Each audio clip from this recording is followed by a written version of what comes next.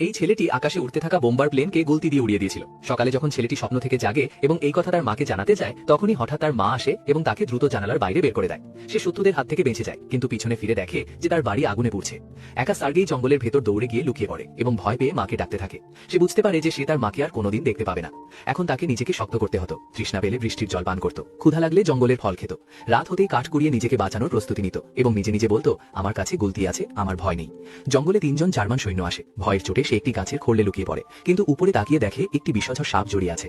Sergey তার ছোট ছোট হাত দিয়ে মুখ শক্ত করে চেপে ধরে। সে সামান্যতম শব্দও করে না, কারণ সেই মুহূর্তে তার কাছে সাপের চেয়ে সামনে থাকা শত্রুরা বেশি বিপজ্জনক ছিল।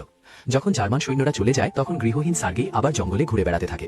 তার একটি জুতো পুরোপুরি ছিঁড়ে গিয়েছিল, তাই সে গাছের ছাল বেঁধে হাঁটতে শুরু করে।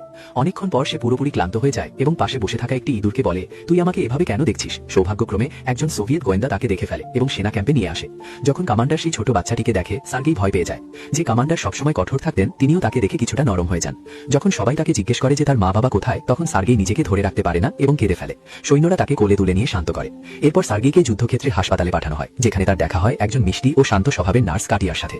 সার্গেই দ্রুতই সৈন্যদের সাথে মিশে যায়। তার উপস্থিতিতে সৈন্যদের মনে কিছুটা উষ্ণতা ফিরে আসে। যে কমান্ডার কখনো হাসতেন না, তিনিও তাকে দেখে হাসেন। বাচ্চার আগমনে পুরো ক্যাম্প খুশি হয়ে ওঠে। নার্স কাটিয়া চায় সার্গেই যেন এখানেই থেকে যায়, কিন্তু কমান্ডার মানা করে দেন। তিনি তাকে অন্য কোথাও পাঠানোর সিদ্ধান্ত নিয়েছিলেন। সার্গেই কাঁদে না, বরং কমান্ডারই নিজের আবেগ লুকানোর চেষ্টা করেন।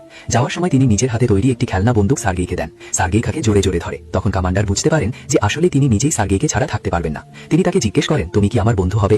যখন সবাই জানতে পারে যে সার্গেই এখানেই থাকছে, তখন সৈন্যরা খুশি হয়। একজন বৃদ্ধ দর্জি সারা রাত জেগে তার জন্য একটি ছোট সৈন্যের উর্দি বানিয়ে দেন। উর্দি পড়ার সাথে সাথেই সে একটি খুবই সৈন্য হয়ে ওঠে।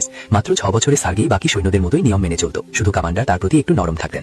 কিন্তু যুদ্ধ বাচ্চাদের জন্য সহজ নয়। একটি লড়াইয়ের পর সার্গেই দেখে যে সৈন্যরা একটু আগে হাসছিল, তারা পরের মুহূর্তেই আহত হয়ে পড়ে আছে। সে যা করতে পারত তাই করত, সাহায্য করত, গান গাইত। তার মাসুম কণ্ঠ শুনে অনেক সৈন্য আবেগপ্রবণ হয়ে পড়তেন।